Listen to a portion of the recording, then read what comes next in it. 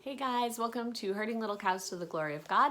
I'm doing another episode series, part of the series for the overwhelmed mama, and just things that we tend to look at our children as a burden instead of a blessing because of other things in our life that are stressing us out. And we blame our children and their behavior on the stress that we're having.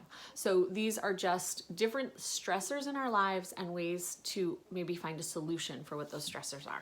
So today's subject that we're going to talk about is your activity schedule. It is a day and age where we are all very, very overbooked. We have church activities and we have sport activities and we have maybe school activities, homeschool co-ops, those types of things. And none of the activities are necessarily bad. If you have a bad activity in your life, you should get rid of that one. So if you have an activity that is actually drawing you into sin, that's a no-brainer. That one's to get out of. But the things I'm talking about are things that all in and of themselves are good, sometimes even like noble, church-worthy things. Sometimes they're things that you're doing to help build your child's character, like sports. Sometimes it's to help your children's knowledge in school. Those types of things. Those aren't bad in and of themselves, but a lot of times they cause a lot of stress in our lives for our families as we're trying to do this family thing, do family together, and we're torn in all these different ways of different activities and different people's schedule going on. So there are going to be things that you need to do that are apart from your family. So it's different in our family because Mark is out of work on disability. He would love to go back to work, but that's not a possibility. For the past 6 years, he hasn't been able to do that. But he needs to, like most men would go out of the house and work for the day. And I'm not saying that work in and of itself is bad. So I'm not talking about a husband leaving to do work. I'm also not talking about in here needed appointments for like doctors or therapy or those types of medical things that you might need going on. Like tomorrow I have an appointment for our baby. I'm 20 weeks pregnant and I have the anatomical ultrasound, which for myself I find to be very important, and different people have different thoughts on this, but I find to be very important because we live in a place where we're at a smaller hospital. And so if there was a complication with the baby that I would want to know about, of something we might have to go to a bigger hospital, I'm going to take that information that I can get. We also like to find out if it's a boy or girl. So I have this appointment, and because of COVID, I can't take everybody with me. We used to take everyone with us so they could find out boy or girl too. That's not going to happen, and it's just, that is how it's going to be. I also have, midwives appointments, and some of those appointments, like our office is closed to having the whole family go with me right now because of COVID over the last couple of years. But even when they were open to, I could bring people, there were certain appointments in my midwife that I didn't want the whole family going to because I would have had to send them out of the room anyway. So those types of things.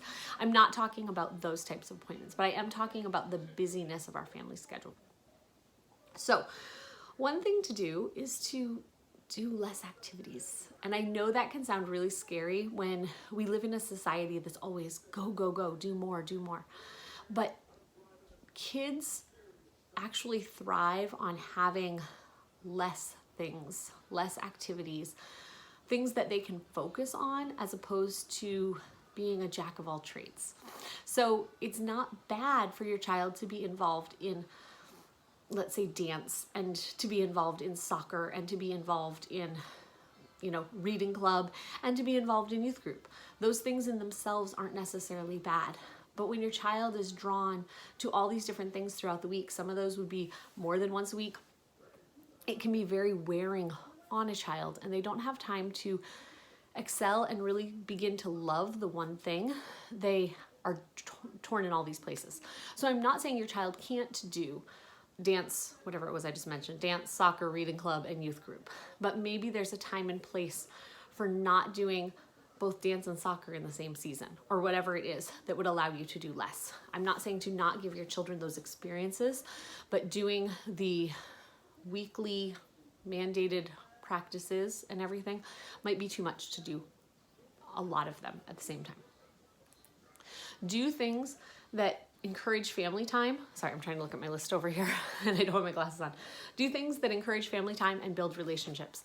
So if I had a bunch of stuff, so let's say on that list, I had dance and soccer and reading club and youth group. And let's say that the reading club, half the family can go to because it's for middle and high schoolers. And youth group is something that we can involve a bunch of the family in different things. I have my own thoughts about youth group and how youth group programs run. But anyway, I'm saying if you can involve a bunch of the family in it, I would choose those activities over a single child going to a sport. There are enough things in our culture that are drawing our families away from each other, drawing kids away from wanting to spend time with mom and dad and wanting to spend time with friends instead. And I will be right back. Okay, sorry about that slight interruption. It was a phone call from someone I have. It was like a computerized voice and they didn't want to answer. So anyway, doing things that actually bring your family together. I would focus on doing those for my family above the others. So again, not taking out the other things, but if I had 5 options of things to do and 2 of them would bring the family together, I would do those 2 and then make a decision about the other 3. Does that make sense? And then also prioritizing family time at home. If you are a family that's very busy, and being a large family, it's easy to get very busy because even if each of your kids does one activity, that can be a lot of out of the house time. So prioritizing family time. So making time. Hey, on Mondays, we are going to make sure that we have family dinner together and a special family fun night, playing games, whatever that is. We're gonna make sure that Saturday afternoons are kept aside for the family. Whatever that might be for your family, it might be different timing and it might depend on dad's work schedule. But making sure that you're not allowing those activities to take away from the family time. And I'm not saying it's quantity over quality and making sure that like we make sure that 3 to 5 on Saturdays is the fun time for the kids, you know, with family time. I'm not saying that, but I'm saying making sure that there are times where you are all together as a family and actually spending time working on those relationships, building relationships. That is one thing that can cause us as moms to be very stressed, running in all directions. Also, with this idea of the like family time and activities, I said before, this doesn't include necessary doctor's appointments, but sometimes I need to look at my own schedule to see if the appointments are necessary. As some of you know, Josiah has cerebral palsy and epilepsy. And over time, we've had to do different therapies with him, with therapists that are outside of our house. And we had to make decisions to how much of that was needed for him. And again, this is going to be something with your own family.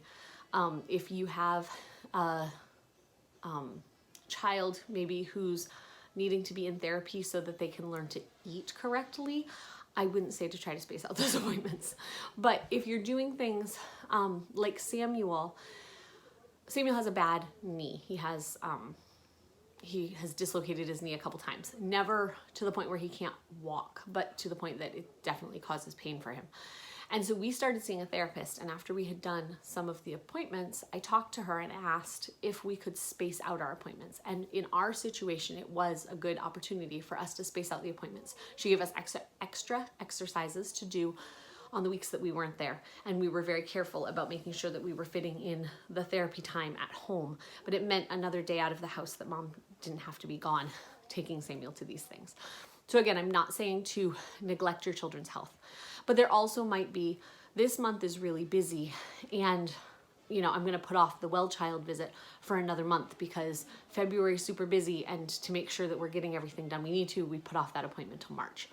Again, not saying neglect your child's health care, but just see what ways you can keep your family healthy, but also not be stressing your family out, because stress is bad for your health.